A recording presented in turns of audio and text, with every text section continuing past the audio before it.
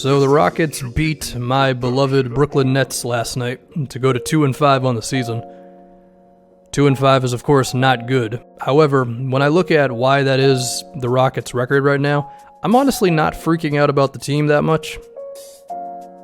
Some of it is because of injuries. James Harden's missed a few games. Some of it is because of Chris Paul's suspension. Some of it is Eric Gordon can't make a shot to save his life right now. But really, I think the reason why this team's having a tough time and why I'm not really freaking out is that they're just playing some guys who are not that good. Right now, Melo is playing 31 minutes a game. And I do think Melo still has something in the tank, even if it's just being a spot-up three-point shooter. I'm hoping that as the year goes on and the Rockets play him a tad less minutes, that he could at least just be like a floor spacer. He's not going to force up as many like post-ups or long twos, and his negative impact will not be as drastic as a result. One thing with Melo is that there's this pressure to play him because he's Carmelo Anthony.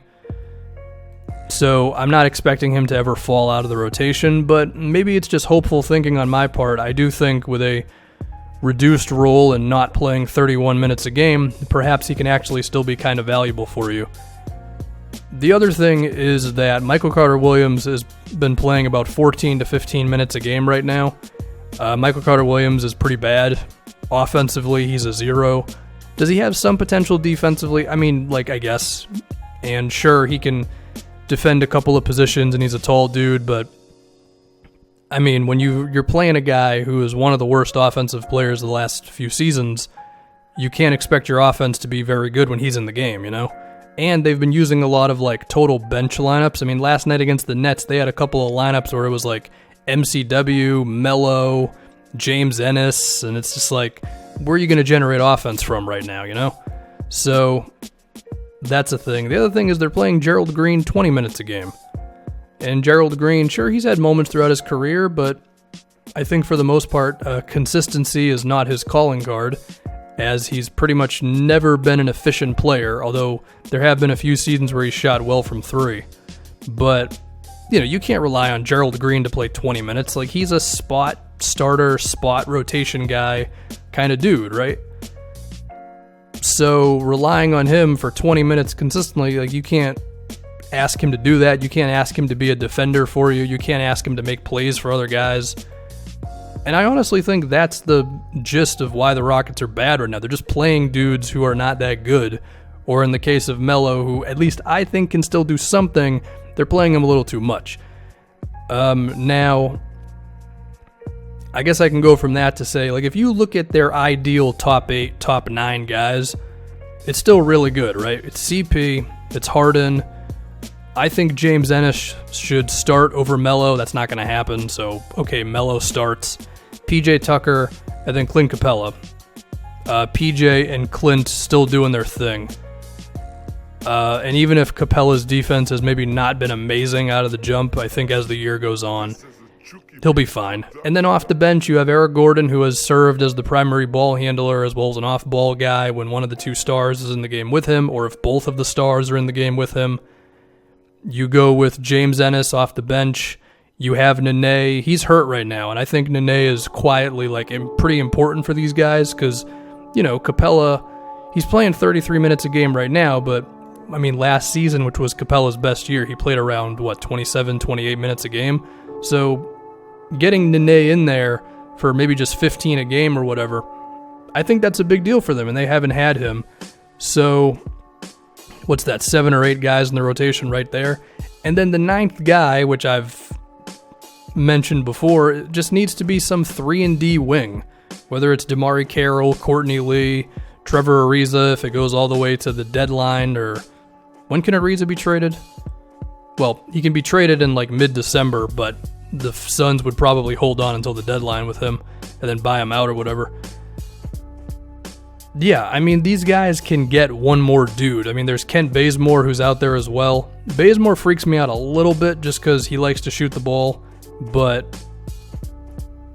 he's definitely still a 3-and-D kind of a wing, right? And then from there, I think the team should be okay. And I think that rotation that I'm describing with one more 3-and-D guy and a couple dudes not playing or whatever, I think that's still the second best team in the West. It's not better than the Warriors. Because the one thing I think we got to remember is, like, yeah, the Rockets pushed them to 7, but Iguodala was hurt. And I think if Iguodala was healthy and the Warriors were able to just stretch the floor and not have Looney and Jordan Bell in there all the time together, then I think Houston would not have been able to defend them the way they did. But of course, there is the whole Jimmy Butler thing of should they trade for him and give up 4 first-round picks. And I may make like a whole video on this because, one, it's a views opportunity, but also I think there's a lot to talk about that I can't touch on totally just in this little talking vid. But that's it's a conversation the Rockets are going to have where it's, do you swing for the fence for a guy who's like 30 and had some injury trouble? And also, I think it's safe to say at this point, Jimmy Butler's got a character problem. I think he's crossed the line of being like, I'm all about winning, as if he's the only guy in the NBA who's about winning. He's gone past the line to just being an asshole, basically. So that's something that you have to take into account. And as far as the draft picks, I mean, my guess would be, if it's really 4 firsts, the first 2 picks would be unprotected, and they would be in like this year and next year, or this year and like 2 years from now. And then the next 2 picks would be down the line, maybe like 2023, 25, something like that. And both of those would have protections on them, whether it would be lottery protections, top 10, top 7 protected, I don't know. But I have to assume that's what the Rockets would do, right? Because you say, okay, we're going to assume that we're going to be really good for the next couple of years, so we're fine trading those picks away so we can have this loaded roster. And then we don't know how good we're going to be like 5 years from now, but if we just give ourselves a little bit of security, then it could potentially not be a disaster. Even then, it's still a huge risk because you don't know what the hell's going to happen. Like, CP's 33, he's had injury trouble, James Harden's 29, and you could be in an awkward situation where you're looking at like 33-year-old James Harden and some protections on picks about to come up, and maybe you're not like a title contender anymore.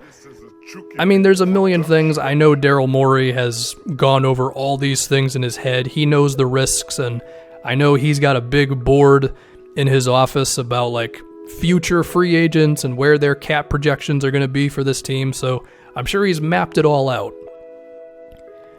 But I'm sure he knows as well it's a risk, because you never totally know what's going to happen. And of course, good players get drafted all the time in the late 20s, second round, so it doesn't really matter where you're picking. You can always end up with a decent player, so potentially losing out on that opportunity 4 times could be a really big deal. And if it goes sour, then that could screw over your franchise for a long time. So, yeah. But to get back to the point of this vid, I think they're fine. I think they'll be fine. They just had a slow start.